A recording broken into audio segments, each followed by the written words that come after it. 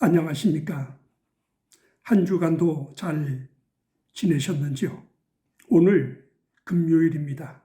오늘이 지나면 주말과 주일 양이틀을 쉬면서 가족과 함께 또는 친구들과 이웃들과 함께 보낼 수 있는 그런 날이 됩니다. 그런 점에서 열심히 일하고 또 이러한 휴일을 맞이한다는 것은 참으로 보람 있는 일입니다. 조선시대 때만 하더라도 달력이 없었습니다. 그러니까 서당이나 이런 그 공공기관에서는 1년 365일 일을 했던 것입니다. 서당은 학생들을 가리키고 또 부모는 그 자식들을 서당에 보낸 뒤에 논이나 밭이나 또 다른 일터에서 열심히 수고하는 그런 일생을 살아갔던 것입니다. 그런 점에서 달력은 참으로 귀하고 귀한 선물입니다. 달력 하니까 생각나는 것은 바로 안식일. 어찌 그 3,500년 전에 안식일을 두어 사람들로 하여금 쉬게 하였을까 하는 것은 참으로 놀라운 일이죠. 제가 어렸을 때 국민학교 한 4학년쯤에 친구를 만났습니다. 새로 이사 왔어요. 저희 동네로. 근데 그 친구가 저에게 이런 말을 했어요. 자기가 어렸을 때 사탕과 과자 봉지가 항상 자기 머리맡에 두고 잠을 잤다라고 했습니다. 그러다가 동생이 태어나니 그 동생이 태어난 이후에 집안이 몰락하게 되어서 참으로 지금 이렇게 산다라고 얘기했습니다. 그 어린 나이에 그 부유하고 또 가난한 그 사이를 경험했던 것 같습니다. 그러니 얼마나 그 어린 나이에 마음이 아팠으면 친구인 저에게 그런 말을 했겠습니까? 오늘날에도 많은 사람들은 그런 과거를 회상하면서 여러 다양한 각도의 이야기들을 하는 것을 볼 수가 있습니다. 우리 사회는 그러한 것들을, 좋은 것들을 우리가 가난하든 아픔을 경험하든 좋은 것들이 있습니다. 아름답게 표현될 만한 것들이 많이 있습니다. 그러나 가슴에 상처가 되고 아픔으로 있는 그런 오랜 묵은 그런 이야기들을 꺼내는 것을 우리는 많이 듣습니다. 이것은 우리가 한이라고 하는 말로 표현하기도 하지만 실제로 우리 역사는 미신적 요소가 우리 가정 안에 또 사회 안에 심지어 국가라고 하는 정부 안에 그러한 요소들이 심어져 있기도 하고 또 드러나서 불쾌한 그런 인상을 주기도 하고 다양하게 많이 있음을 우리는 듣고 보고 살아가고 있습니다.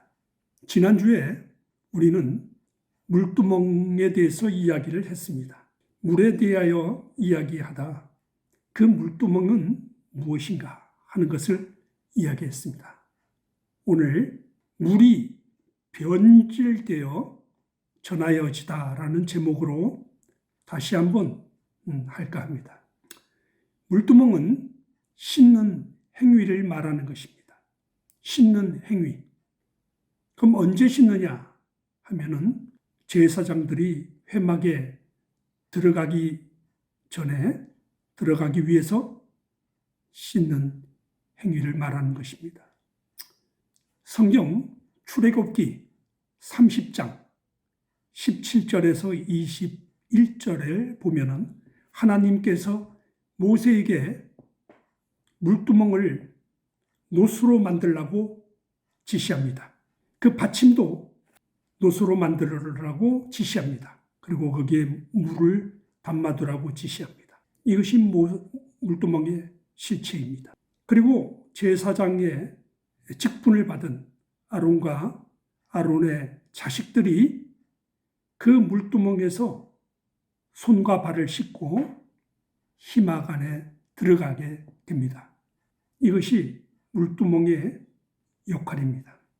약간 다른 차원에서 레위기 15장이나 민수기 19장 또는 출애굽기 20장 같은 곳에서 물 뿌리는 행위가 나옵니다. 물을 뿌리고 씻는 그런 행위가 나오는데, 여기에 나오는 물 뿌리는 물은 물두멍의 역할과는 전혀 관련이 없습니다. 이제 그것을 증명해 드리겠습니다. 에스겔서 36장 25절에 보면은 맑은 물로 뿌려서 몸, 질병을 말하죠. 몸과 마음, 신앙의 상태, 그 상태를 정결케 한다라고 했습니다. 그러면 그것이 물두멍과 관련이 있는지 없는지는 어떻게 증명하느냐 하면은 에스겔서 36장 23절과 24절을 읽어보면 됩니다. 그 내용이 뭐냐 하면은 이스라엘이 포로로 잡혀간 때가 있습니다. 외국에. 그 여러 나라에 흩어져서 사는 그 이스라엘 백성들이 돌아오게 되는데, 그 돌아왔을 때에 하나님께서 에스겔에게 물을 뿌려 저들을 정결하게 하라 합니다. 그때 그 물은 그들의 몸과 타지에서의 질병과 그들의 마음, 중군동 지역에 그 당시에는 다 우상을 섬겼던 것입니다. 여호와 하나님을 섬기는 이스라엘에서는 그것이 용납될 수가 없습니다. 그 이유는 바로 하나님은 성소에서 일을 하시기 때문입니다. 그렇기 때문에 하나님의 백성들이 더러운 몸과 마음을 가지고 성소를 더럽히는 것을 원하지 않았던 것입니다. 이해하십니까? 이렇게 시간이 약 1500년이 지난 이후에 신약 시대에 와서 예수님과 또는 사도들과 유대인들과의 언쟁과 또 그런 논쟁이 상당히 많았던 것을 우리는 복음서를 통해서 쉽게 접할 수 있습니다. 이때 유대인들은 아주 정결한 사람들이었습니다. 그 정결 예식이 아주 강하고 아주 엄격하게 지켜졌습니다. 그래서 손발을 씻는 것을 아주 열심히 했고, 심지어 시장에 갔다가 돌아왔을 때에는 몸에 물을 뿌려서 자기를 정결하게 했던 것입니다. 그게 어디서 나오냐고요? 마가복음 7장 1절에서 7절까지 마가복음 7장을 천천히 읽어보시기를 권면합니다. 근데 예수님께서 그를 제사장들과 그런 바리새인들과 그 서기관들을 나무란 것은 그들이 그 정결 예식을 지키는 것이 마음에서 하나님이 떠난 상태를 지적한 것입니다. 이 유대인들은 장장 1600년 동안에 오늘날 우리가 말하면은 그런 위생 어떤 관념이 철두철미했던 민족입니다.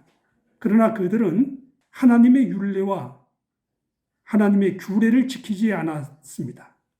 이 말은 뭔 말이냐 하면은 율례와 규례는 하나님의 법을 이야기하는 것입니다. 그들이 마음에 하나님이 없고 하나님의 법이 없고 그들은 그냥 건성으로 행위만 있었다라는 것을 지적한 것입니다. 그러면 그 법이 뭐냐 하는 겁니다. 바로 내 이웃과 내 친구와 내 부모를 업신여긴 것을 말합니다. 그럼 내 이웃을 업신여겼다는 것을 어떻게 증명하느냐? 마가복음 7장에 그들이 시장에 갔다가 돌아오면은 자기 몸에 물을 뿌려 정화를 시킵니다. 무엇인가요? 뭐 때문에 자기 몸이 더러워졌나요? 바로 시장에서 일하는 그 가난한 사람들에게 접촉했던 이유로 자기 몸을 정화시키는 그런 허식으로 변질된 그 상태를 예수님께서 지적한 것입니다. 이 에스겔서 36장 23절에서 24절을 눈여겨봐야 합니다. 이때 물을 뿌리는 행위는 무엇인가 하면은 포로로 잡혀간 그 사람들이 이방 나라에서 우상을 섬기고 또는 노예 생활을 하고 돌아왔기 때문에 허약해진 그 몸을 회복시키기 위해서 하나님께서 에스겔을 통해서 그들을 정화시켰던 것입니다. 당시에 제사장들은 병을 치료하고 질병을 예방하는 그런 능력과 고난이 있었습니다. 그랬기 때문에 그들은 그러한 물 뿌리는 행위를 통해서 실제로 사람들의 병을 고치고 전염병을 예방하고 했던 것입니다. 그렇다고 해서 이것이 물두멍에서 행해지는 침례의식과 전혀 관련이 없습니다.